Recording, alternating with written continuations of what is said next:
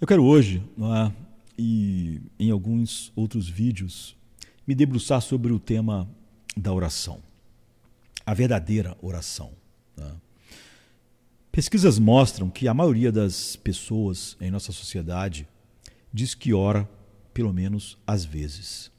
No entanto, essas pessoas rapidamente acrescentam que isso não significa que elas sejam religiosas.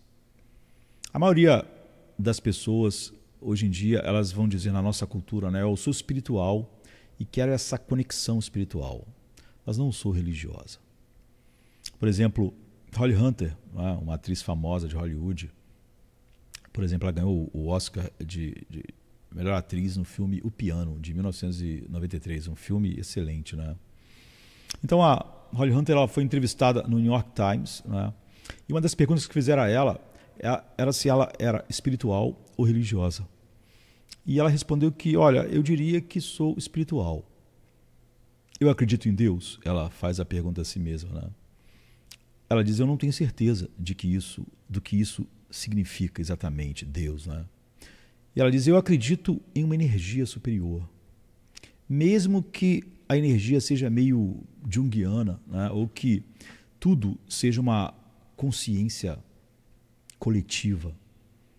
Isso pode ser Deus, no que me diz respeito, ela diz. Isso me torna uma pessoa espiritual? Ela diz, eu diria que sim. Agora, eu sou uma pessoa religiosa? Ela diz, não.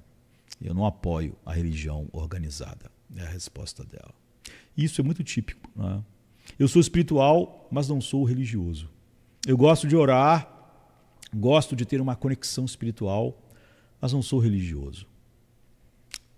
Agora, a Bíblia ela tem uma visão muito única, né, sobre essa questão da espiritualidade. A Bíblia ela diz que a verdadeira espiritualidade não é apenas acreditar em Deus, ou mesmo falar com Deus, ou sentir que Deus está falando dentro de mim, no meu coração, enfim, na minha intuição.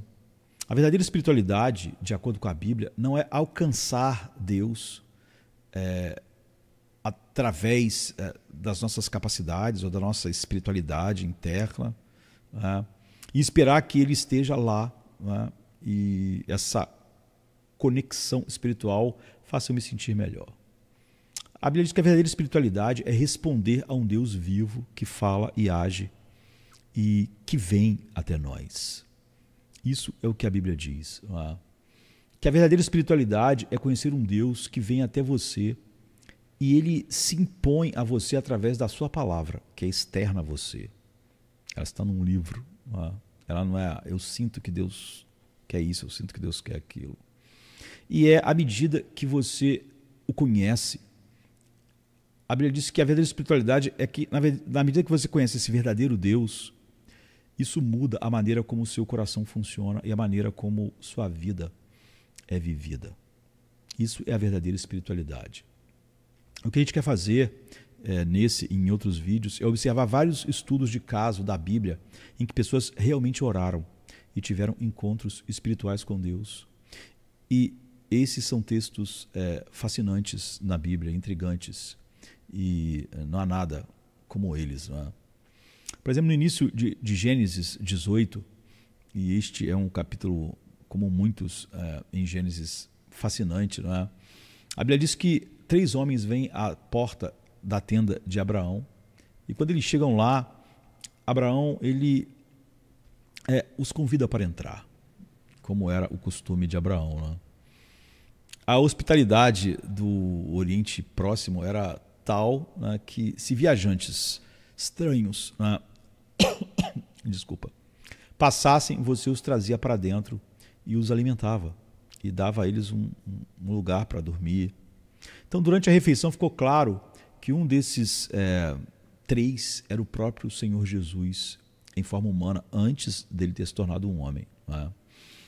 E quando os 3 se levantam para ir embora, depois que eles falaram a Abraão o que era para ser dito da parte de Deus, Abraão os acompanha e esse texto começa a nos contar sobre o diálogo que Deus e Abraão tiveram, ou seja, a oração de Abraão a Deus. E o que a gente aprende desse texto? 3 coisas. Como Abraão orou, por que ele foi capaz de orar dessa maneira e como podemos obter o que ele teve e ainda muito mais do que ele. Então há 3 coisas que marcam a oração de Abraão, que são muito diferentes do que você e eu normalmente pensamos quando se trata de oração. Primeiro, isso é muito importante, ele orou responsivamente. Em segundo lugar, ele orou extremamente. Eu diria que em terceiro lugar, ele orou missionariamente. Agora, o que a gente quer dizer? Então, primeiro de tudo, ele orou responsivamente. Se você olhar o verso 17, né, que é onde começa o diálogo, né, não é Abraão que começa. Abraão não lança um sinalizador para o céu dizendo: ó Deus, tu estás aí em algum lugar, eu quero falar contigo. O versículo 17 nos diz que o Senhor veio a Abraão. O Senhor se vira para Abraão e diz: devo contar a Abraão o que estou prestes a fazer? Então você imagina Deus, alguém falando perto de você: devo contar a Josemar o que eu estou prestes a fazer? Agora, você nunca diz isso em voz alta, né? Se você pensar, se você vai falar para alguém ou não alguma coisa, você pensa na sua... pensa apenas, né? Eu devo contar para essa pessoa isso? A menos que você realmente queira contar. Então você pode falar alto e ela ouvir, não é? Então, se você me disser: eu devo contar isso a você, eu vou dizer: sim, por favor. Então você vai me contar, não é? Então, você não diz em voz alta: devo contar isso a você, a menos que já tenha decidido contar. Então, Deus é que começa esse diálogo, não é? A oração, Deus começa a oração. Por quê? A oração de Abraão é uma resposta à voz de Deus, ao falar de Deus, não é? O discurso de Deus provoca a oração de Abraão. Não começa com Abraão falando como a gente pensa que a oração deve ser, mas começa com Deus falando conosco. É assim que a Bíblia diz que a verdadeira oração funciona.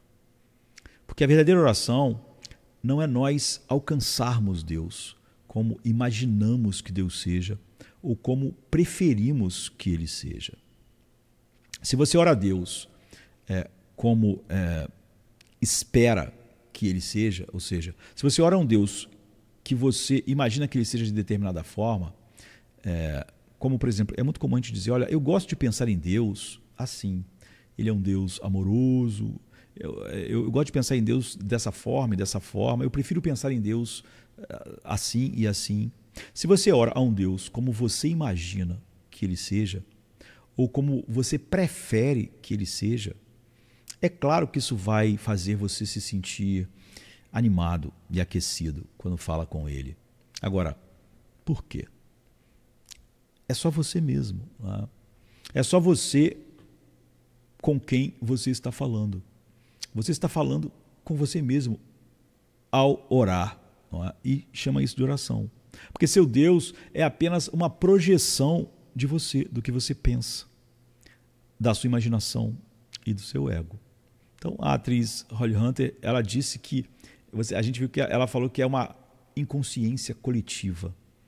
É uma projeção da nossa consciência, da nossa espiritualidade. Claro que, se teu Deus for uma projeção do que você imagina, né, da sua própria mente, do seu próprio ser, esse Deus vai ser maravilhoso para você. É exatamente o tipo de Deus que você deseja, né? Ele vai querer o que você quer, ele vai pensar como você pensa, ele vai se ajustar à sua vida. Quando você diz: eu gosto de pensar em um Deus assim, eu gosto de pensar em um Deus assim, é claro que isso será caloroso. Ele vai salvar quem você quer, ele vai condenar quem você quer, ele vai dar razão a você. Então, mas esse tipo de Deus nunca vai fazer você alguém diferente do que você é. Porque esse Deus não pode te mover para além de você mesmo. Ele não pode desafiar você além das suas limitações e intuições. Porque esse Deus é só você mesmo. É só a tua mente. Não é? Se você quer realmente verdadeira espiritualidade, grandeza, você precisa de um Deus real, não um Deus que você imagina. Eu não posso conceber um Deus que seja dessa forma. Um Deus que você concebe não é real. É um personagem. Né? Você, então, precisa de um Deus que empurre de volta. Né? Um Deus que pode contradizer você. Um Deus que tem uma vontade que é diferente da tua muitas vezes. E uma palavra que pode cruzar a tua vontade, esse Deus tem. Que pode realmente dizer algo a você que você, quando ouve, odeia. Não era nada do que você queria ouvir. Ele fala exatamente tudo oposto ao que você queria. Então, você já leu a Bíblia e encontrou algo que simplesmente ofende tua sensibilidade? Bem, agora você sabe que tem um Deus real. Não é? Você tem um Deus que eu diria que é verdadeiro, né? É crocante. Você tem um Deus que não é apenas uma projeção de si mesmo, do seu ego, da sua vontade, da sua mente. Você tem um Deus que você não inventou. Ele te contraria, ele corta a sua vontade. Ele diz o oposto do que você imaginaria. Você tem um Deus que está lhe dizendo algo que você não gosta. Ele está dizendo que você está errado, que você é o problema. E agora nós sabemos que este é um Deus que você não criou, mas um Deus que pode desafiar você a um padrão de vida que você precisa viver e no qual você precisa se negar a si mesmo para viver aquilo que ele chama para viver. E esse é o único caminho para a verdadeira espiritualidade. Ter um Deus que vem até você e fala com você primeiro em sua palavra. Não fala com você em seu coração, em sua mente, em sua intuição, porque mais uma vez isso será a projeção da sua própria mente, emoções, sentimentos, desejos. Então, isso é a verdadeira espiritualidade.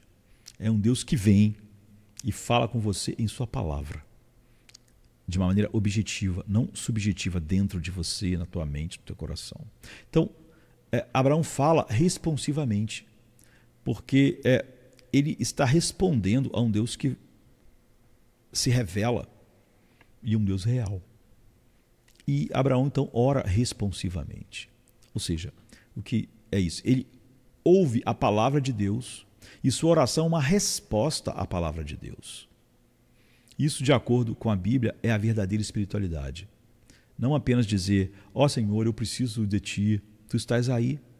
Há alguém em casa, né? Eu estou precisando de ajuda, eu tenho uns problemas, eu tenho uma maneira de pensar a vida e as coisas estão dando errado aqui embaixo. Né? A segunda coisa sobre a oração de Abraão é que ela, em tudo, ela é extrema. Não é? Se alguém perguntasse em que? Exatamente em tudo. O que a gente quer dizer com isso? Por um lado, é extremamente familiar, há uma intimidade. Né? Você vê como ele fala com Deus. Ele está quase, parece às vezes, barganhando. Né? E se, deixa eu falar só mais uma vez, e se for 30, e se for... Né? É tão familiar, há um vai e vem tão familiar, né? Você não vai ver aqui todos aqueles vós, vossos, né? Ou seja, aquela formalidade, né? Pelo amor de Deus. Então, um comentarista disse, ao ler isso, que Abraão é um homem que parece não aceitar o sim simples de Deus como resposta. Toda vez que Deus diz, eu te dou isso, Abraão diz, isso não é suficiente, não é? Eu quero mais. Deus diz, não, se tiver 40 tá bom, mas então, e se tiver 30? Então, a familiaridade, a agressividade e a assertividade, às vezes nessa oração não parecem apropriadas. Não é? Eu diria que as pessoas mais formais e legalistas e religiosas, entre aspas, elas diriam que esta não é a maneira de orar a Deus, porque ela não é uma maneira formal o suficiente. Muitas pessoas acham que espiritualidade tem a ver com formalidade ou com tradição. Né? Muitas pessoas são assim, o culto perdeu a coisa porque ele não está litúrgico o suficiente. Então, alguém assim diria que essa oração de Abraão parece não ser respeitosa o suficiente. Por outro lado, embora a oração de Abraão seja muito familiar, tá, do que possamos achar apropriado, ao mesmo tempo ele também é mais submisso e humilde e, eu diria, abjeto diante da majestade de Deus do que estamos acostumados. Você vê, como eu disse, há pessoas que dizem: eu não posso conceber um Deus assim. Ela é muito religiosa, mas ela inventou um Deus, né? É a essência do legalismo e da formalidade. Então, você vê como Abraão chama a si mesmo pó e cinzas. Ele diz: eu sou apenas pó e cinzas. Né? E repetidamente, nos versos 30 e 32, ele diz: não se ire se eu falar só mais uma coisa. Então aqui está o que é tão estranho, né? Ele está com medo, ele está cheio de temor, ele está colocando sua vida em risco e ele sabe disso. Mas isso parece não funcionar, né? Essas duas coisas, esses dois extremos, a gente podia dizer, né? Porque, por um lado, Abraão está muito mais ciente da sua indignidade e fraqueza do que a maioria das pessoas da nossa cultura está e da igreja dos nossos dias. Quando pensamos em Deus, gostamos de pensar em Deus como uma espécie de amigo que é muito amoroso. E quando você entra na seção de cartões de felicitações, né, de uma loja, hoje cada vez a gente está usando menos, né, toda a representação da presença de Deus é calorosa e maravilhosa, né, e nada assustadora. Não há nada de assustador. Né, é uma coisa... Deus é um Deus totalmente inofensivo. Né? Então, por um lado, Abraão está muito mais assustado. Ele tem uma percepção muito mais profunda da sua indignidade diante da majestade infinita e transcendente de Deus. Mas, ao mesmo tempo, ele está muito mais confiante de que Deus quer abençoá-lo do que a maioria das pessoas da nossa cultura e da igreja dos nossos dias está. É por isso que elas têm que inventar um Deus do jeito delas. Porque elas acreditam que se Deus for quem ele diz que não é, na sua palavra apenas, então ele não a abençoará, porque ela acha que abençoar ela é fazer o que ela já imagina. Não é? Então, ele tem uma visão mais majestosa, Abraão, de Deus do que as pessoas dos nossos dias e da nossa cultura, né? E também da igreja, que não vê um Deus temível. Né? E, ao mesmo tempo, ele tem uma visão, Abraão, mais amorosa de Deus do que as pessoas que são mais, eu diria, liberais, que você pode até achar que elas são o oposto do cara formal, né? Porque ele fala de Deus como como se fosse um amigo simplesmente. E Abraão, você vê, ele não tem isso. Ele não é formal e na tradição, né, e tal, formalista, legalista, mas ele também não é alguém que tem uma visão de Deus que ele mesmo inventou e que não é um Deus temível, né? E que ele diante de Deus não passa de pó e cinzas. Né? Agora, isso é incrível porque você vê que Abraão coloca essas duas coisas juntas. Uma intimidade e ao mesmo tempo um grande temor. Então ele está com medo, mas ao mesmo tempo ele está familiarizado. É uma oração que eu diria que chega a ser aventureira. É uma oração arriscada, mas ao mesmo tempo é uma oração íntima, uma oração apaixonada. Está viva a oração de Abraão. Não é, eu diria que não é o sentimento geral que muitas pessoas têm. Então, diz, bem, quando eu estou na natureza, né, olhando o lago, o mar, a montanha, eu sinto que existe algo maior lá fora do que eu. Eu sinto uma grandeza, mas é muito vago você ver uma grandeza. Ou então, as orações não são assim, mas são muito formais. E há toda uma formalidade. As pessoas, quando vão orar, mudam a maneira de falar, né? Grandiosíssimo, vós que habitas no céu e tal. E não há nada disso na oração de Abraão. É muito real. Não é? Agora, por quê? Eu vou dizer por quê. Ele tem uma visão de Deus que ele não inventou. Ninguém teria inventado um Deus tão santo e ao mesmo tempo tão amoroso. Não é? Um Deus capaz de, por graça, eleger e salvar, e um Deus capaz de, em sua justiça, não é? Condenar com ira infinita um homem. Então, um Deus que é amoroso, mas que todos os homens estão debaixo da sua ira em si mesmos. Então, nós vemos Deus como alguém elevado e remoto, ou vemos Deus como um tipo de grande vovô no céu amoroso. Mas Abraão entende que esse Deus não é um Deus que ele inventou. Ele nunca teria inventado esse tipo de Deus. Na verdade, nenhum de nós teria. A gente só pode inventar um Deus segundo o nosso próprio coração. Então é por isso que é tão comum as pessoas dizerem: não, o meu Deus é um Deus de amor, não é um Deus de ira. Ele é um Deus amoroso que salva, mas ele não vai condenar para sempre. Deus não pode isso, não pode aquilo, né? Como se Deus realmente tivesse limitado pela mente dela. Não é? Deus não pode fazer isso, não pode fazer aquilo. Então esse é um Deus que é real, o Deus da Bíblia, que tem vindo a Abraão ali através da sua palavra já há muito tempo, há muitos anos. E Abraão sabe que esse Deus é um Deus vivo, um Deus real, infinitamente amoroso e infinitamente santo ao mesmo tempo. Isso cria essa vida de oração incrível. Não é uma oração formal nem vaga, mas é viva, é pessoal, é real. E ela tem um toque de aventureira e arriscada e apaixonada e íntima. Não é? Tudo junto. É extremamente humilde e extremamente ousada. Sempre extremos. Não é? Ele também ora, eu diria, missionariamente. E o que a gente quer dizer com isso? Quando você e eu oramos, tendemos a orar para aumentar nossa força, nosso poder espiritual, obter força para o dia, atender às nossas necessidades. Mas a gente precisa notar algo aqui, né? Abraão está aproveitando o seu relacionamento face a face com Deus, o seu acesso a Deus, não para suas próprias necessidades.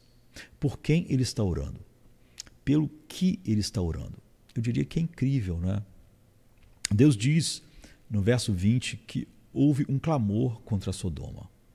A palavra clamor é uma palavra hebraica que significa o grito, né? Sobre a injustiça, um grito da pecaminosidade, um grito da depravação. Então, quando Deus diz houve um clamor, o que quer dizer é que há ali em Sodoma todas as marcas da impiedade no seu grau máximo. Sodoma e Gomorra constituem uma sociedade urbana, não é? Como nossas grandes cidades. E Deus diz: eu vou descer lá porque eu sinto o clamor e eu vou trazer julgamento. E Abraão certamente sabe como aquelas pessoas são ímpias naquela cidade. E o que ele diz? A gente vê muito facilmente as pessoas cristãs dizendo: Deus tinha que condenar essa sociedade não tem jeito, Deus tinha que voltar e jogar fogo. É óbvio que quando a gente fala isso da sociedade, não é? Ainda que ela seja como Sodoma e Gomorra, há uma autojustiça em nós. É óbvio que a gente está dizendo que a gente não é como a sociedade. Se a gente é salvo, é porque a gente é diferente da sociedade, e não o oposto, né? A gente é diferente porque foi salvo, soberanamente, pela graça de Deus. Então, quando a gente está com autojustiça, a gente clama pela justiça sobre os outros. Mas você vê que Abraão diz: poupa-os, é o verso 24. A palavra poupar significa perdoar. Então, em vez de ele falar Sodoma e Gomorra, hoje a gente diria: Sodoma e Gomorra tinha que ser destruída, né? Mas ele diz: Deus, tenha misericórdia da cidade. De alguma forma, Abraão sabe que ele não é melhor do que aquelas pessoas, que é a graça de Deus que foi chamar ele com 75 anos, quando ele estava adorando a lua e viveu 75 anos adorando deuses e toda a depravação que todos estavam. E ele nunca buscou a Deus como ninguém jamais busca, mas Deus o chamou soberanamente. Ele foi lá e chamou Abraão, quando ele já tinha 75 anos e era um adorador da lua. Então, você vê que Abraão não se coloca acima daquela sociedade caída. Então, o primeiro impulso dele é pedir: Senhor, tenha misericórdia. Mostra a sua misericórdia como tu mostraste a mim. E alguém diz: bem, espere um pouco. Se eu bem me lembro, Abraão tem um sobrinho que mora em Sodoma. O nome dele é Ló, né? E Ló tinha uma esposa e 2 filhas. Então Abraão tem uma família de 4 pessoas, e essa é a razão pela qual ele está pedindo a Deus para poupar Sodoma e Gomorra. Não, né? Isso não pode ser. E a gente pode dizer por quê. Se tudo que ele queria era tirar Ló e sua família, por que ele não pediria isso? Salve Ló e as filhas dele e a sua esposa. Tire-os de lá antes de destruir a cidade. Era uma oração que ele poderia ter feito. É uma petição muito, muito, muito simples. E talvez fosse a primeira coisa que viesse à nossa mente. Mas aqui está o que Abraão está dizendo, que é muito diferente disso. Né? E Abraão, como é comum a gente que realmente diz que é salvo somente pela graça, mas acaba agindo de uma maneira com justiça própria, Abraão podia ter dito a Deus: Deus, eu concordo contigo. Essas pessoas são terríveis. Vá lá e destrua-as. Mas tu poderias apenas tirar essas 4 pessoas primeiro, meus parentes. O resto, realmente, esse mundo é muito mau. Sodoma e Gomorra tem que ser destruído mesmo. Então, essa é uma petição muito mais provável de ser atendida. Não é? Por quê? Primeiro de tudo, não é complicado. Não é? Porque você está concordando imediatamente com Deus. Não, destrua mesmo. E você não está, entre aspas, desafiando Deus como parece que Abraão está. Pode ver que ele está sempre muito atemorizado. O que a gente vai ver em alguns minutos como ele realmente está fazendo. Então, o que ele realmente pede é uma petição e um argumento muito mais complexo. Não é? É isso que a verdadeira oração tem. Ele poderia ter pedido algo muito pequeno. Apenas tire essas 4 pessoas e depois destrua tudo. Mas ele não faz isso. Ele, em momento nenhum na oração, menciona Ló. Tá?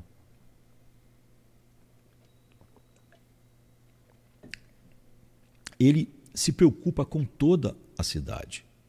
É uma cidade ímpia. É uma cidade terrível. Mas o que ele diz? O que ele diz é: poupa, Deus. Abraão está indo diante de Deus sabendo que é perigoso ir diante de Deus. Ele está arriscando sua vida para instar que Deus abençoe, perdoe e poupe Sodoma e Gomorra. Abraão está aproveitando o relacionamento que ele tem com Deus face a face, como nós temos se estamos em Cristo, e tentando alavancar a partir dessa comunhão que ele tem com Deus, uma bênção para aquela cidade pagã e ímpia, extremamente ímpia. Ele, na hora que está orando, você vê, ele não está preocupado consigo mesmo, ele não está correndo perigo quando a cidade fosse destruída, mas agora ele está correndo perigo, se colocando diante de Deus assim. É a sua percepção. Ele não está lá com sua lista de desejos: Abraão, me dê isso, me dê aquilo, me dê isso, me dê força, ajude-me a alcançar todos os meus objetivos particulares, faça do meu casamento maravilhoso, minha paz pessoal, oh Deus, que eu seja uma pessoa de mais influência. Ele está se dedicando em oração pelo bem das pessoas ao seu redor, as pessoas mais ímpias e terríveis, não é? Incluindo as pessoas que estão fazendo o mal de maneira mais ávida. Ele manifesta misericórdia no seu coração. Não é? Ele sabe, como eu disse, que foi essa misericórdia que chamou ele quando ele estava lá, até os 75 anos, adorando a lua, não é? E a deusa Nana. E ele se preocupa com eles, ele se preocupa com toda a cidade, não com o sobrinho dele. Agora, é assim que você ora? Suas orações são dominadas pela necessidade da cidade onde você vive, ou do país, especialmente a parte que você não gosta, as pessoas que você menos gosta, né? Porque Abraão não tinha simpatia pela impiedade como Sodoma e Gomorra viviam. Ou seja, você gasta a sua oração parte exatamente com as pessoas que estão fazendo as coisas que você menos gosta. Então não importa quem você seja, né? A propósito, se você é uma pessoa, se você dissesse que era uma pessoa liberal ou conservadora, se você é branco, negro, hispânico, asiático, há muitas pessoas, independente de todas essas coisas, que você não gosta. Você sente que essas pessoas são o problema da cidade, são o problema da sociedade. Essas pessoas. Agora, você ora exatamente por essas pessoas, pedindo misericórdia, salvação, ou não olhando para a cidade toda, mas as pessoas que você conhece, as pessoas que te fizeram mal, as pessoas que você menos gosta. Você ora pelas pessoas ao seu redor assim, especialmente as pessoas que você não gosta e tem motivos para não gostar. Você ora com essa humildade de Abraão. Ela é humildade, mas é ousada. Você ora com essa vivacidade? Não, é claro que não. Não é? Na maioria das vezes, não é o que caracteriza a oração. Que no fundo não é oração. Mas é assim que Abraão ora. Porque ele foi capaz de orar assim. Qual é o segredo dessa vida de oração que é tão focada no exterior, ou seja, não nas suas próprias necessidades, e é tão altruísta, né? Tão vigorosa e tão viva? Ele não está orando pelas pessoas, pela cidade, pelo Rio de Janeiro, né, no meu caso, na cidade que você está, de maneira... eu orei, vou pedir misericórdia, mas... Não é? Ou então, não, Deus está certo. Salva só meu sobrinho. Ele ora de maneira vigorosa e viva, imediata, fervorosa. E ao mesmo tempo é uma oração, eu diria, aventureira e arriscada. Ela é apaixonada e ela é íntima. É assim, é isso que caracteriza essa oração. Agora, por que Abraão pode fazer isso? Qual é o segredo? Aqui está o segredo, né? Você sabe, às vezes os pastores têm ideias fixas que estão sempre martelando, né, repetindo. Então você está procurando um texto que te ajude a expressar algo que você sempre quis dizer. Não é? Então você encontrei um texto das Escrituras que me dá uma desculpa para dizer isso novamente. Né?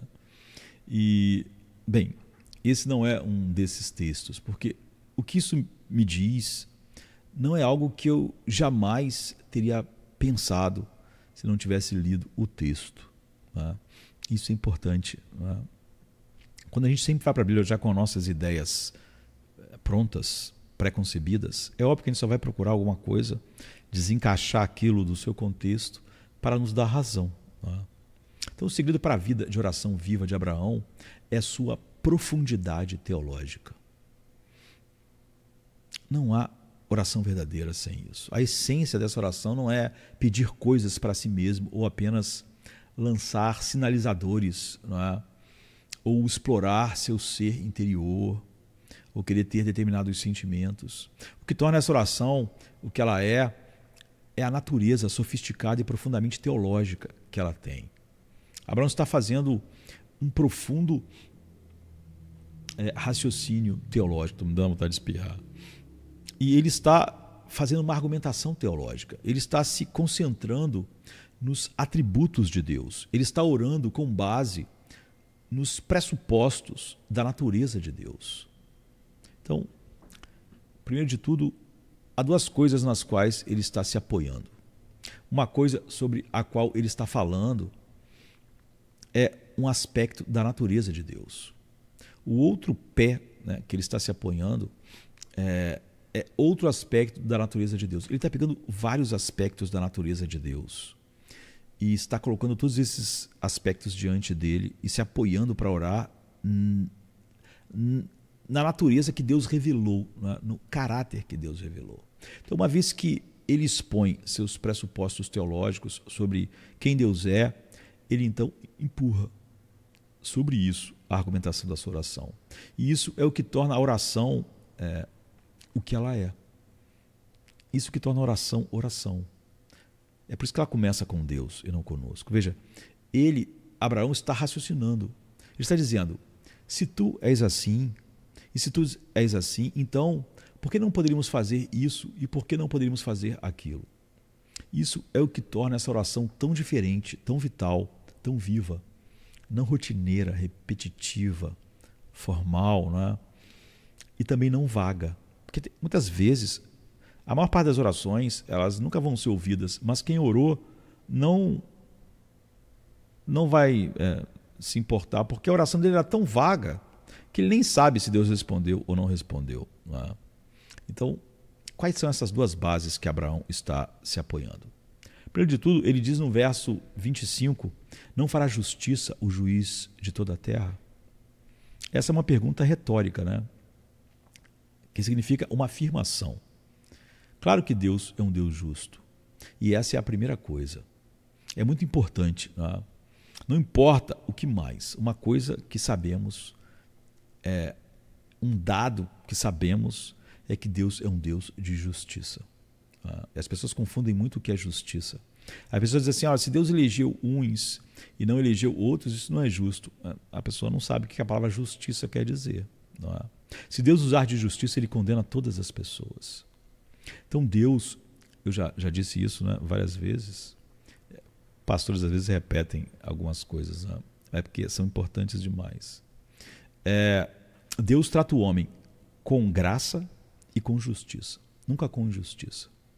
Injustiça era condenar alguém que não merece ser condenado, que não tem pecado. Visto que todos os homens merecem o inferno, mandar todos para lá é justo. Não salvar ninguém é justo. Então nunca fale de justiça quando falar de salvação dos homens, porque a justiça só condena os homens. Ela não salva. Não é? Só o que pode salvar realmente é a graça soberana de Deus.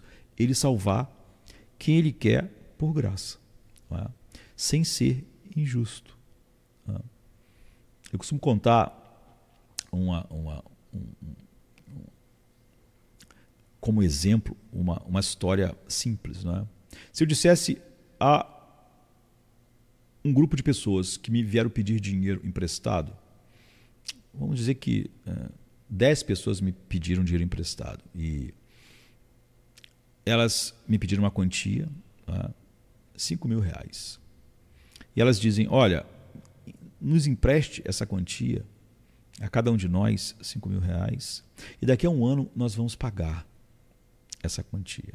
E aí eu empresto e digo, então daqui a um ano a gente vai se encontrar e vocês vão pagar a minha, essa quantia. Daqui a um ano, em 2025, quando eu encontrasse essas 10 pessoas, eu podia dizer assim, olha, vocês 5 que estão aqui à minha direita, não precisam me pagar. Não precisam. Agora, vocês 5 que estão aqui à minha esquerda, eu quero que vocês me paguem. Alguém pode dizer, injustiça. Não tem injustiça nenhuma. Tá? Essas pessoas que eu disse que não precisam pagar, eu estou tratando com graça.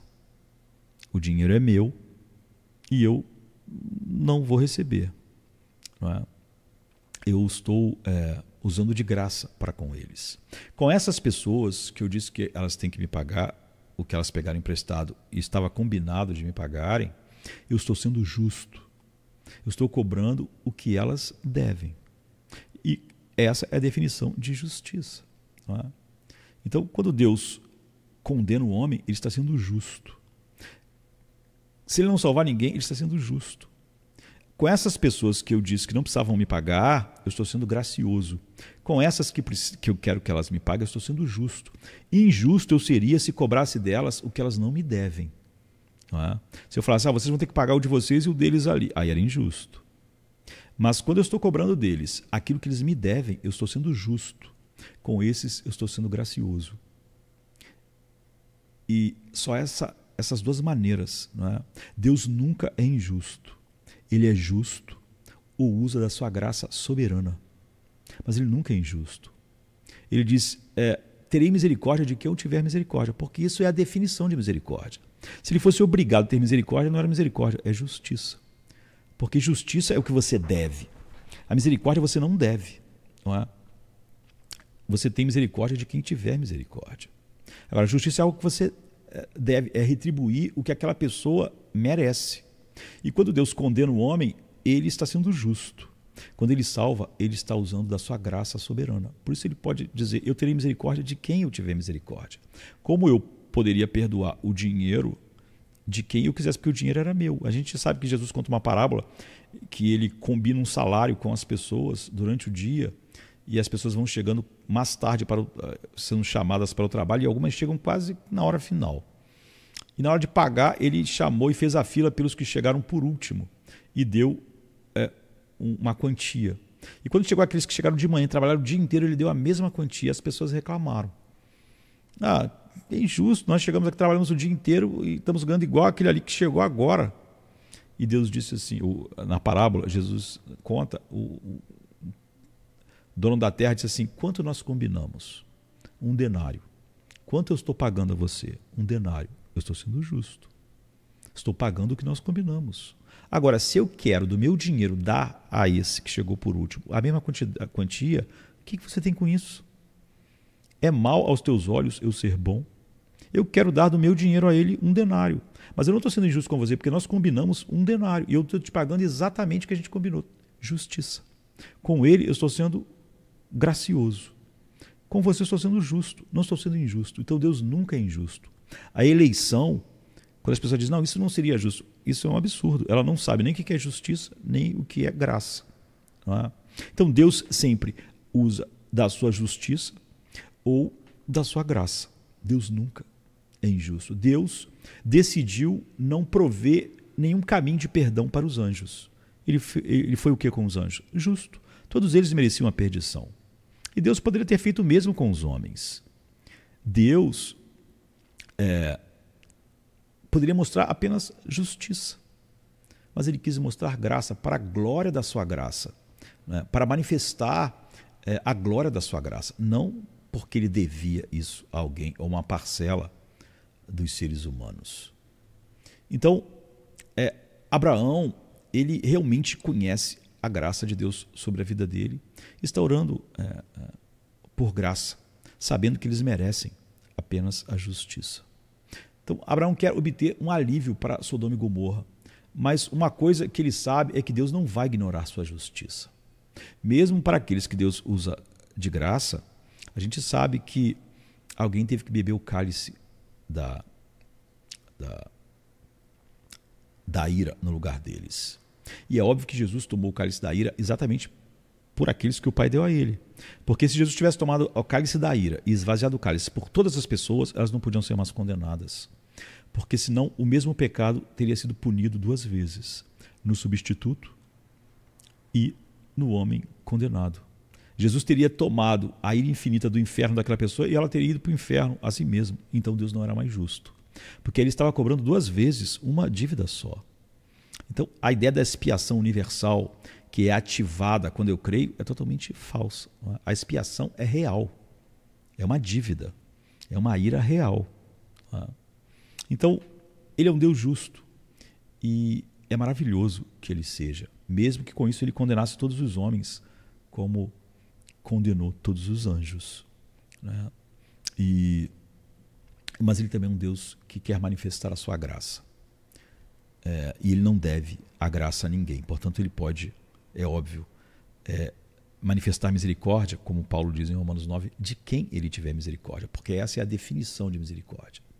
Então, todos os erros que estão sendo cometidos e continuam acontecendo, todos os pecados, não é? Qual a esperança para o mundo? A menos que Deus haja como um Deus de justiça, que algum dia vai consertar tudo. Se não há um Deus de justiça, não há esperança para o mundo, para o homem e para nada. Deus é um Deus de justiça. Ele sempre vai ser justo. até naqueles que ele usa de misericórdia, diferente de só como a história, não é? De que simplesmente o dinheiro é meu, eu estou dando para eles. Deus não pode simplesmente fingir que aquelas pessoas que ele escolheu não pecaram. Ele é justo, então o próprio Deus teve que beber o cálice no lugar deles. Não é? Então, a outra coisa que Abraão sabe, que Deus é um Deus de graça, justiça e graça, nunca injusto. Então, nos versos 18 e 19, Deus disse a Abraão, lembre-se, Abraão, eu escolhi você. Você vê, ele elegeu Abraão. Abraão, como eu disse, não estava buscando Deus. Ele estava vivendo lá como todo mundo vivia, adorando a lua, né? E até os 75 anos de idade. Né? E Deus disse, Abraão, eu escolhi você, para que por meio de você todas as nações da terra sejam abençoadas, ou seja, haja parte das pessoas que eu vou salvar através de você, ou seja, através da linhagem dele, através de Cristo, em todas as nações. Pessoas de todas as tribos, línguas e nações que eu escolhi. Né? Eu vou trazer minha salvação ao mundo através de você e da sua família, Abraão. Eu escolhi você para ser uma bênção para as nações. Ou seja, ele é aquele de quem viria o Messias, né? O Salvador. Então, talvez quando Abraão foi escolhido, ele pensou, eu fui escolhido porque sou uma pessoa muito boa. Mas agora em Gênesis 18, ele sabe que isso não é verdade. No início ele podia pensar assim, porque ele era só um pagão que não conhecia Deus. Né? Mas Abraão no caminho ele errou um monte de vezes. Né?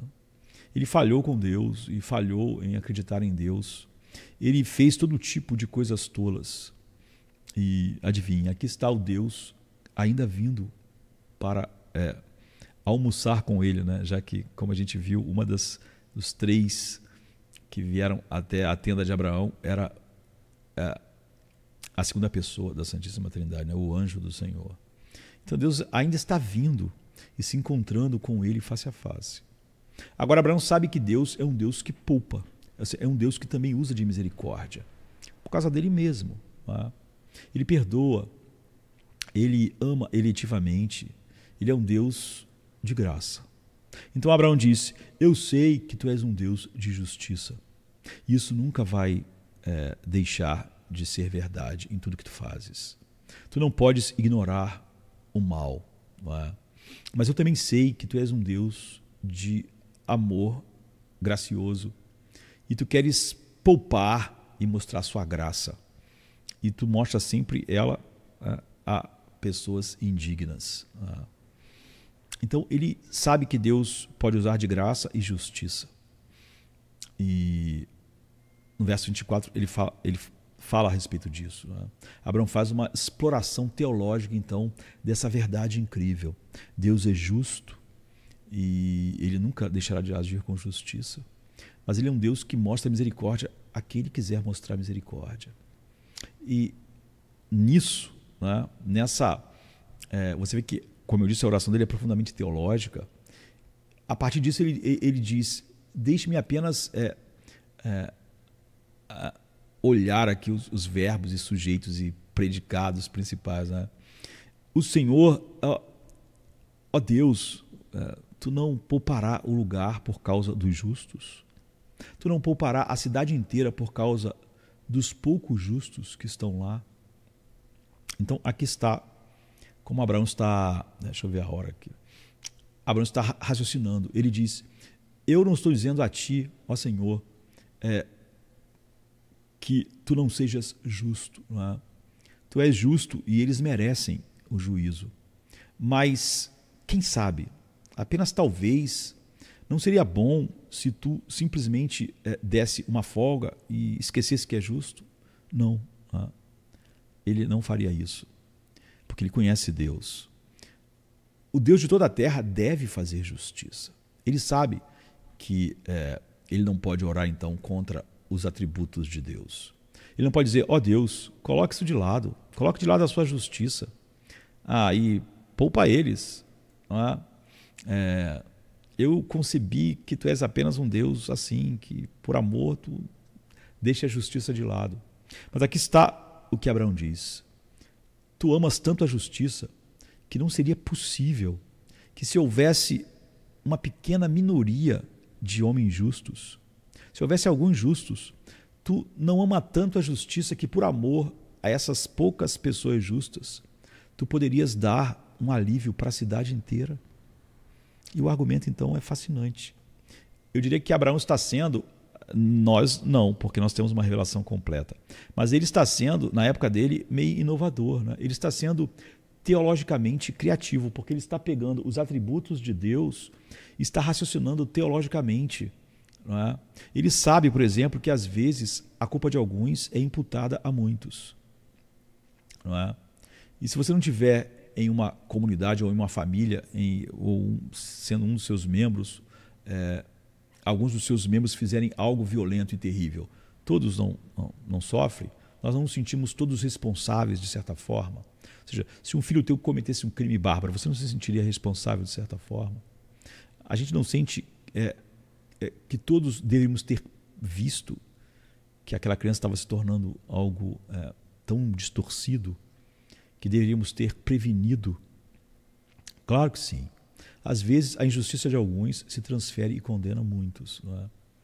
Mas Abraão diz: ó Senhor, não seria possível que a justiça de poucos pudesse se transferir para salvar muitos? É possível que, apesar do nosso histórico ruim, horrível, tu amarias um grupo de pessoas justas em uma cidade tanto que, por causa delas, tu pouparias a cidade?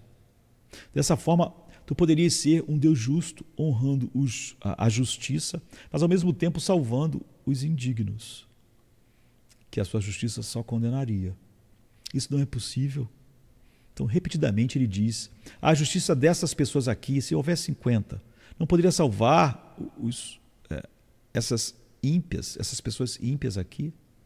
Não poderia ser imputada, de alguma forma, a justiça delas à cidade toda? Não poderia haver algum modo de cobrir isso? E repetidamente Deus diz sim. Quando Deus diz sim, Abraão fica maravilhado, né? Porque ele diz: ok, deixe-me ver se entendi. Tu perdoarias essa cidade por causa de 50 justos? Deus diz: sim, eu pouparia a cidade. E 40? Deus diz: sim, eu perdoaria, eu pouparia. E Abraão, então, você vê que ele diz: olha, eu vou usar. E 30? Sim. Você vê que a oração está ficando emocionante, não é? E 20? Deus responde de novo que sim. E então Abraão ousa, dizendo para Deus ter misericórdia da ousadia dele, né? E diz: e 10? E Deus diz: sim. Mas então, em um dos lugares que eu diria que é um dos lugares mais surpreendentes de toda a Bíblia, um dos finais mais chocantes e inesperados para uma história na Bíblia, é que Abraão vai para casa a partir dos 10. Ah, então tá. Ou seja, ele tinha Deus que disse que concordava com a argumentação dele.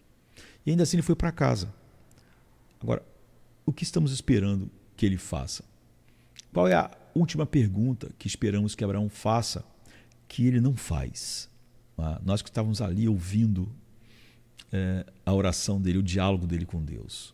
Nós esperamos que Abraão, aqui no final, diga: ó Senhor, deixe-me falar apenas mais uma vez. Tu não pouparia a cidade inteira por causa de uma pessoa justa? Apenas uma. Tu amas tanto a justiça que a justiça de um poderia ser imputada a todos os indignos ali e salvá-los. E nós esperamos que o Senhor diga: sim, Abraão, eu salvaria a cidade por causa de uma pessoa justa. Mas Abraão nunca faz a pergunta, nunca diminui dos 10 para o 1. Né? Então Deus também não dá a resposta. E Deus desce e julga a cidade de Sodoma e Gomorra. E a cidade totalmente sofre a consequência que o pecado merece, né? A ira de Deus. Por quê? Por que isso Abraão não faz essa pergunta final? Aqui está o porquê. Abraão sabe que não tem uma pessoa realmente justa naquela cidade. Certamente não é Ló. Né? Se você sabe algo sobre o texto, sabe que ao ler a história, Ló não atenderia aos requisitos de alguém que realmente a justiça de Deus dissesse inocente. Mas adivinhe, nem Abraão, e ele sabe disso, ele também não é uma pessoa justa. Abraão encontrou um caminho através das montanhas impenetráveis, impenetráveis da salvação. E você sabe quão impenetráveis essas montanhas são? Esse é o problema final. Se não houver um Deus de justiça e retidão, não há esperança para o mundo, não é? Porque era simplesmente deixar o mundo como ele é, deixar o pecado reinar. Isso não é poupar, não é? Isso é Deus não ser justo, o que é oposto ao que ele é. Porque a justiça de Deus não é que ele olha para um livro, não é? Ele é o padrão. Então, mas se houver um Deus de justiça e retidão, ó Deus, qual a esperança para nós, para você e para mim? Porque quem pode se manter de pé diante de Deus? Paulo diz para que toda boca esteja calada e todos sejam condenáveis diante de Deus. Não há um justo sequer. Todos pecaram, todos foram destituídos da sua glória. Então veja, Abraão está tentando dizer, se Deus é um Deus justo, qual é a esperança para nós, seres humanos pecadores? Nenhuma. Não é? E Deus é justo. Então, como eu disse, a ideia de falar, olha, Deus não seria justo, é um absurdo. Porque quando você fala da justiça, sempre você está falando da condenação. Então, nunca pense na salvação de ninguém em termos de justiça. Os homens são condenados e eles merecem ser condenados. E Deus tem misericórdia de quem Ele quiser. E isso é graça. E Abraão, apesar disso, encontrou um caminho. Se nós pudéssemos encontrar apenas uma pessoa absolutamente, verdadeiramente justa, Deus não amaria a justiça tanto que, por amor a essa pessoa justa, salvaria muitos por causa apenas dela, da justiça de um só. Ele encontrou um caminho através das montanhas, mas Abraão não pôde percorrê-lo, porque era como se você encontrasse um caminho, mas você não tivesse, só pudesse ser transposto a cavalo, mas você não tem. Não é? Abraão descobre que por um justo, Deus podia justificar outras pessoas, por alguém que a justiça dele realmente dissesse inocente, justo. Em tudo ele cumpriu aquilo que glorifica meu nome. Ele me amou de todo o coração, alma, força, sempre. Viveu e cada intenção do coração dele foi para a minha glória. E Abraão sabe que não tem uma pessoa justa. Mas muitos séculos depois, alguém veio que podia percorrer esse caminho que Abraão descobriu naquele dia, naquela oração. Abraão orou por Sodoma e Gomorra e a cidade ímpia, né, e indigna. Ele agiu como um sacerdote, não foi? Ele se colocou entre a cidade e Deus, pedindo misericórdia. Ele se colocou diante de Deus em favor das pessoas e fez uma intercessão por elas. Mas ele não conseguiu cumprir o que era necessário. Então veja, Abraão apenas orou por pessoas que poderiam tê-lo matado, não é? E que não gostavam dele, e que ele também não gostava como elas viviam. Era uma sociedade realmente totalmente ímpia. E isso é bastante nobre, né? Os cananeus sempre o atacavam.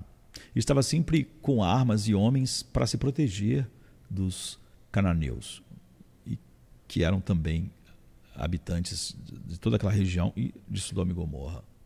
Ele orou por Sodoma e Gomorra. Ele orou por pessoas que poderiam tê-lo matado, que ele podia pensar, olha, eu vivo aqui sempre tendo que estar atento com armas por causa dessas pessoas. Se Deus destruir todas elas, vai ser melhor para mim, vou viver em paz. Mas quando Jesus Cristo veio como nosso sumo sacerdote supremo e foi à cruz, ele estava orando por pessoas que o estavam literalmente matando. Né? Então lembre-se, ele disse, Pai, perdoa-lhes, enquanto matavam ele, pois eles não percebem completamente o que estão fazendo. Ou seja, a maldade enorme e a depravação no coração deles está fazendo eles fazer isso. Mas eles não têm ideia da grandiosidade do que eles estão fazendo. Como o homem, quando peca, ele sabe que é pecado, que é maldade. Como Romanos 1 diz, no libelo de condenação de Paulo sobre toda a humanidade, sobre a hora. Mas ainda assim, o homem não tem a dimensão final, como quando estavam matando Jesus. Então, Abraão arriscou sua vida ao ir diante de Deus para salvar as pessoas lá em Sodoma, mas Jesus Cristo deu realmente a sua vida. Abraão continuava dizendo: estou representando essas pessoas, mas não fique irado comigo. Eu só estou pedindo uma vez, mas não derrame sua ira sobre mim. Eu vou diminuir aqui o número para 30, mas não derrame sua ira sobre mim. Mas Jesus Cristo nos representou não como Abraão, porque ele realmente, em vez de falar, não se ire contra mim, ele bebeu o cálice da ira infinita de Deus, da justiça divina, em seu próprio coração. Então, o que isso significa? Que ele pagou a pena pelos pecados daqueles que o Pai deu a ele. E aquele ato de amor absolutamente puro e perfeito desse ser perfeito foi a justiça perfeita. Agora, finalmente, nós podemos fazer a pergunta: ó Senhor, tu não nos salvaria pessoas indignas que merecem o inferno por causa de um único justo? A resposta de Deus é sim, se for ele. Se ele realmente for justo, santo, puro, e é. Você vê no versículo 23, há uma palavra que diz que Abraão se aproximou de Deus. Você sabe que palavra é essa? É uma palavra técnica, uma palavra legal. É a palavra que se refere a um advogado se aproximando do juiz com um caso. Porque é assim que Abraão se colocou na sua intercessão. Alguém que estava entre Deus e a destruição de Sodoma e Gomorra, como um sacerdote faz, por exemplo. Então, a palavra é legal por isso, é se aproximar do banco do réu e do júri, ou do juiz, com um caso. Abraão veio com um caso e ele não fez um trabalho ruim, mas ele não conseguiu levar o caso até o final, porque ele não tinha ninguém que fosse justo. Não há um justo sequer. Mas Jesus Cristo, nós somos informados, é o sumo sacerdote supremo. Ele está diante do tribunal da justiça divina, representando aqueles que o Pai deu a ele. E ele tem um caso infalível. E qual é esse caso? É algo assim, ele diz: Pai, o salário do pecado é a morte. E isso é justo. Mas eu paguei esse salário dos que tu me deste. Eu morri. Agora, Pai, eu morri debaixo da tua ira infinita. Agora, Pai, poupe-os. Agora tu podes ter misericórdia deles. Perdoe-os, receba-os, não apesar da sua justiça, mas por causa de sua justiça. Porque seria injusto receber 2 pagamentos pela mesma dívida. E eu paguei por eles. Você vê, se Jesus tivesse morrido por todos os homens, então todos os homens tinham que ser salvos. A única opção seria o universalismo. Porque ele realmente pagou. A dívida de todos aqueles que ele representava foi cravada na cruz. E foi paga. Está consumado, está pago. É óbvio que não poderia ser pago por todos os homens, já que então todos os homens estariam salvos. E você vê que a salvação é libertar o homem do pecado. A salvação, ela é através daqueles meios que Deus determinou. Ele regenera, então ele dá o dom da fé, do arrependimento e todas as bênçãos espirituais que Jesus comprou na cruz. E é óbvio que você vê que a maioria dos homens que você conhece estão vivendo e morrendo sem nada disso, sem uma das marcas da salvação.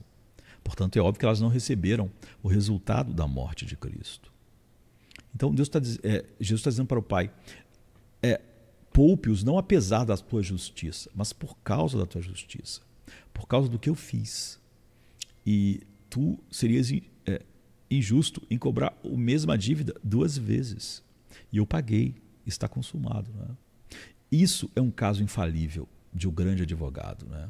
E é por isso que Hebreus 7 diz: Jesus Cristo é nosso grande sumo sacerdote, porque ele é capaz de salvar completamente, perfeitamente aqueles que por ele se achegam a Deus, porque ele vive sempre para interceder por eles. Então, como nós podemos obter o que ele teve completamente desfrutar disso? Você entende isso? Abraão, nesse ponto, aponta para Jesus Cristo, que é o que a gente pode dizer o verdadeiro Abraão, o verdadeiro sumo sacerdote. Abraão entendeu que, embora Deus fosse santo, ele também era amoroso e gracioso e, portanto, devia haver algum modo pelo qual nós, pessoas indignas e que merecem um inferno, a ira de Deus, possamos ser salvas por Deus e ainda assim manter sua justiça e retidão. Ele sabia que devia haver um caminho e até saber disso, e só saber disso sem saber exatamente como, isso foi suficiente para dar a Abraão essa argumentação e esse relacionamento incrível e vital com Deus. Mas você sabe como as coisas terminaram, né? Abraão, ele tinha um conhecimento muito limitado. Né? Agora, você e eu, não, né? Nós temos já uma revelação completa. Nós temos o Evangelho. Uma vez que você tem isso, você pode ter um relacionamento com Deus através de Jesus Cristo, muito mais vivo do que até mesmo Abraão, por ele não ter toda a compreensão que você tinha naquele momento. E há 4 maneiras. Primeiro, se você entende o Evangelho, que você é tão perverso e perdido que Deus, a única maneira de te salvar é Deus mesmo ter que experimentar e beber o que merece a tua perversão e maldade. E ele fez isso na cruz. Mas que, ao mesmo tempo, ele é um Deus de graça e tão amoroso que ele estava feliz em morrer por aqueles que o Pai deu a ele. Adivinhe. O primeiro mostra que você é um pecador. Mas a segunda coisa mostra que você é um pecador que foi amado antes da fundação do mundo, de uma maneira única, né? Com amor salvífico. Então, o primeiro, você é tão perverso que Deus teve que morrer se ele tiver que te salvar. Ou seja, a morte de Jesus não fala sobre o teu valor. A morte de Jesus não fala sobre quanto a tua vida vale, quanto ela é valiosa. Fala qual é o tamanho do seu crime, o tamanho da sua maldade, o quão ímpio e merecedor da ira e do inferno você é. Ou seja, isso humilha você. A morte dele diz que você merece aquilo, o cálice eterno da ira de Deus. Mas a segunda coisa diz que você, se você está em Cristo, ou se você vai ser chamado eficazmente pelo Espírito ainda, que você é tão amado que Deus estava, a segunda pessoa da Santíssima Trindade, estava feliz em glorificar o Pai ao morrer por você, porque na aliança eterna o Pai deu você a Ele. Isso encoraja você agora, porque você tem esses 2 extremos, o que Abraão não tinha. Então agora você está muito mais encorajado a uma vida de oração e comunhão correta com Deus, vendo a sua indignidade e a misericórdia de Deus, que te impulsiona muito mais. Você, por um lado, está em reverência diante de um Deus tão grande que as galáxias são como poeira na balança para ele, mas que também se importa com você a um custo infinito para si mesmo. Então veja, se você apenas realmente foi levado pelo Espírito a crer na revelação de Deus, isso vai maravilhar você. Mas se você é aquela pessoa que diz assim, eu acredito num Deus de amor, mas você não vê que ele, em justiça, está sendo bom, porque ser justo é bom, ao condenar, e que todos merecem essa condenação. Então, quando você diz que você crê num Deus de amor, na verdade você crê num Deus corrupto, caído, que o amor dele é jogado contra a sua justiça. Ou coloca o homem com um valor acima do valor de Deus, do seu nome e da sua glória. Mas você não vê o que Jesus fez realmente. É por isso que o evangelho, que não é o evangelho da graça, ele é uma aberração. Não é? Então, se você diz, eu acredito em um Deus de amor, isso não é um amor que vai transformar você. Porque você está simplesmente dizendo que acredita num Deus que não se importa com o mal. Isso não é um amor que eletriza você. Tá? Isso não é um amor que dá a você essa vida de alegria indizível e cheia de glória nele. Uma vida de oração incrivelmente viva. Tá? Mas se você vê o amor de Deus na pessoa de Jesus Cristo morrendo por você, isso transforma você. E é óbvio que o homem só pode ver isso com olhos espirituais. E a Bíblia diz que o Deus desse mundo cegou os olhos dos incrédulos para não verem a glória de Deus na face de Cristo, no Evangelho. Mas a nós, Deus disse, haja luz e houve luz. Então, se você entende o Evangelho que cria essa humildade e ao mesmo tempo ousadia incrível que Abraão tinha, não é? Então, você deve levar o seu entendimento do Evangelho através das Escrituras para a oração. A oração só é verdadeira quando ela é segundo o Evangelho, não é? Segundo a verdade profunda de Deus revelada em Cristo. Porque a verdadeira oração é sempre uma resposta ao que Deus diz. Ao que Deus diz da sua justiça, da sua santidade, da sua misericórdia, do seu amor. Se você não entende o Evangelho, se você não entende o que Jesus Cristo fez, você apenas lê a Bíblia e é apenas uma história, em muitos lugares obscura e estranha. Uma história após outra história, uma história após outra história, ou então um monte de doutrinas, como algumas pessoas dizem. Eu creio em Deus, mas não sigo doutrinas. Quer dizer que não acredita nele, porque doutrina é o que ele falou. Não é? Mas se você entende o Evangelho, em cada história da Bíblia, cada lei, cada promessa, cada poema, todas a imensidão e infinitude das Escrituras, não é? Ela começa a se tornar a coisa mais fascinante para sua mente e coração. Te instrui e gera em você afeições profundas. Não é? Você ouve Deus falando com você quando Deus fala com você através de cada página das Escrituras e somente das Escrituras, porque é lá que você entende o Evangelho, entende a lei, entende quem Deus é. Então a resposta do seu coração será oração e adoração. E conhecê-lo mais vai ser o que vai estar ardendo em seu coração. O Evangelho dá a você o relacionamento com Deus que Abraão tinha, apesar de ter um conhecimento muito menor. Não é? Em segundo lugar, o Evangelho dá a você uma atitude em relação ao mundo ao seu redor que Abraão tinha. Se você não acredita da maneira correta, não é? Você vai achar que, de alguma maneira, se você for salvo, é porque você é melhor que as outras pessoas. Porque você não vê a graça e como Deus salva. E você então vai, em vez de fazer como Abraão, você vai achar que é justo simplesmente Deus destruir tudo e não você, porque você fez alguma coisa que fez você melhor do que os outros. Você fez isso, supostamente com o seu livre-arbítrio. Não foi a graça de Deus que fez.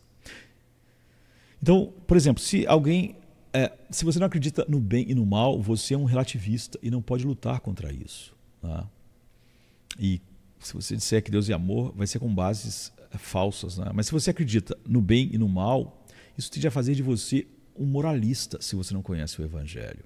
Porque você vai achar que você e outras pessoas vão ser salvas porque elas são melhores. Eu sou bom e a sociedade é má, então ela tinha que ser destruída mesmo. Né? Ah, mas você não está salvo? Não, estou salvo porque eu fui diferente. Eu acreditei. Mas por que você acreditou e eles não acreditaram? Ah, porque eles não foram humildes e eu fui humilde. Né?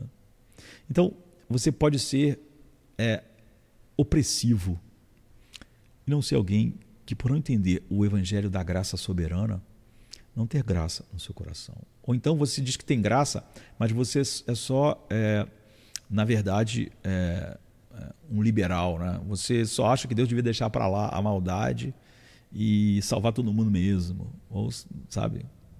Então, o evangelho não é que os bons estão dentro e os maus estão fora. O evangelho é que os maus, que são atingidos pela verdade de Deus quando o Espírito Santo abre os seus olhos para ver a glória do evangelho, são humilhados e admitem que são tão maus e os orgulhosos admitem que são orgulhosos, não é? E que eles, como todos os outros, merecem a mesma coisa: a morte, a condenação. Agora, você sabe o que isso significa? O evangelho dá a você a capacidade de definir o mal. Você não é um relativista, mas ao mesmo tempo destrói qualquer ideia de superioridade que um moralista tem, de achar que realmente o que ele fez é que fez ele melhor que os outros, ou que fez ele ir para o céu e o outro para o inferno. O que fez? Foi porque eu fiz isso e ele não fez. Então você pode lutar contra o mal e ao mesmo tempo desejar o bem de toda a sua cidade, como Abraão fez com Sodoma, apesar de não ser um relativista, de saber que eles eram maus e mereciam a condenação. Então você finalmente terá essa atitude em relação à cidade que Abraão tinha. Você terá esse relacionamento com Deus que Abraão tinha, que por ser baseado tão somente na graça, você pode olhar para os piores e dizer: oh Deus, mostra a tua graça. E é óbvio que você sabe que Deus tem misericórdia de quem Ele quiser. E isso é muito bom, não é? Porque só isso é a definição de misericórdia e graça. Por fim, peça a Deus por grandes coisas, não é? Abraão continuava voltando e dizendo: ó Deus, eu podia pedir, só falar mais uma coisa, eu quero mais, eu quero mais. Você diz, ele não conseguiu o que ele pediu. Conseguiu? Bem, sim e não. Ló saiu e a Bíblia diz no capítulo 19 que Deus fez isso porque Abraão fez essa oração. Você nunca sabe o que vai conseguir quando pede, mas aqui está uma coisa, porque Deus sempre vai fazer aquilo que você pediria se você soubesse o que Ele sabe. E essa passagem diz: peça a Deus por grandes coisas, seja ousado segundo o Evangelho apenas. Coloque diante de Deus sua própria palavra apenas, não os seus sentimentos, o que você acha, o que você imagina que Deus... Não. Traga somente a palavra, a revelação de Deus do seu caráter, da sua justiça, da sua graça, da sua misericórdia, ou seja, do Evangelho, a revelação do ser de Deus, dos seus atributos, e vá a Ele através dessas verdades que Ele, por graça, nos revelou. Porque isso mostra que você acredita que é um pecador salvo apenas pela graça. E você sabe que Deus tem todas as cartas, que Ele tem todo o poder. E você também sabe que Ele tem amor infinito, justiça infinita e tudo. Isso significa que você vai enfrentar os problemas do mundo. Você vai buscar grandes coisas com Deus em oração. E você vai sempre pensar que, se for da vontade de Deus, a graça pode ser mostrada, e será, a quem Ele quiser, porque não há ninguém que merecesse ou que mereça mais o inferno do que você merece. E grandes petições fluem de um coração evangélico, e ninguém pode orar, na verdade, sem esse conhecimento, porque só através do Evangelho, se o compreendemos, porque não podemos crer no que não compreendemos. Alguém dizer que acreditou no Evangelho, uma pessoa que acreditou no Evangelho, ela não entende nada do Evangelho, você não pode acreditar no que você não sabe. Paulo diz: como crerão se não há quem pregue? Crer no que você não entende não é o crer bíblico, porque como você pode crer ou não se você não entende alguma coisa? É por isso que é uma tragédia quando a própria igreja, semana após semana, não prega o Evangelho. Prega psicologia humanista, prega humanismo secular, prega suas ideias de Deus. Eu não posso conceber um Deus. Não há oração verdadeira, não há espiritualidade verdadeira. Não há fé verdadeira, não há salvação verdadeira, só no Evangelho. E ninguém pode orar com mais temor por ver a santidade infinita de Deus e ao mesmo tempo com mais ousadia do que alguém que entendeu o Evangelho e sabe que está em Cristo. E agora ele sabe que está ali só por causa da misericórdia infinita de Deus. Então ele sempre terá um coração que verá as pessoas não como piores que ele mesmo, mas que serão alvo da sua intercessão para que Deus faça o que ele sabe ser melhor para a sua glória e para a sua igreja. Então a gente vai voltar algumas vezes para olharmos o que é espiritualidade verdadeira, o que é oração verdadeira. E dessa forma nós vamos estar sendo transformados. Abraão saiu daquele dia ali alguém que conhecia mais Deus do que antes. A Bíblia diz que no outro dia de manhã, quando ele acordou, a fumaça subia da cidade. Deus tinha sido justo e não sobrou ninguém lá, velho, jovem ou criança. Deus não deve nada aos pecadores. Se ele salvar, será puramente por graça. Ele terá misericórdia de quem ele tiver misericórdia, quem ele deu ao seu Filho na eternidade. A oração verdadeira é profundamente teológica. Amém, queridos? Amém. É sexta-feira chega trazendo a noite seu manto. Jesus em súplicas, enquanto Pedro sucumbe ao encanto do sono. Judas, com seu beijo, selou o destino. Traição que esboça o pranto no silêncio da noite. A esperança parece se esconder, mas o eco do domingo aos poucos começa a nascer. Pilatos em sua indecisão, o sinédrio em conspiração, a turba em escárnio desconhece a ressurreição. Discípulos fugitivos, corações partidos, Maria em lágrimas, Pedro nega, o galo canta anunciando a manhã que tarda. É sexta-feira, clama a criação, mas o domingo se anuncia, trazendo redenção. Nosso Salvador, sob o peso da cruz, caminha entre a multidão que zomba, sua santidade diminui. A coroa de espinhos, o sangue que escolhe marcas de amor infinito. É sexta-feira, mas a esperança do domingo não está tão distante. Elevado na cruz, entre criminosos a dor se faz presente. O véu se rasga, a terra treme, o céu escurece, um silêncio envolvente. A pedra colocada, os guardas se postam, a vigília começa, mas a promessa do domingo no coração ainda aquece. É sexta-feira, mas não é o fim. Domingo vem aí com vitória sem fim. A escuridão parece reinar, a morte sorri, certa de sua vitória. É sexta-feira, mas a história ainda não contou sua glória.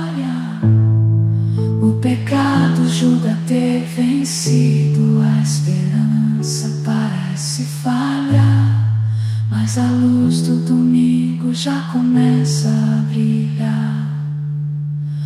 túmulo agora vazio, a pedra removida, Jesus ressuscitou, trazendo vida. Manhã de domingo, brilha a esperança restaurada. A morte foi vencida, a redenção proclamada. É sexta-feira, mas a alegria vem com o amanhecer. Domingo já chegou, ensinando-nos a renascer. Nosso Salvador, sob o peso da cruz, caminha entre a multidão que zomba, sua santidade diminui.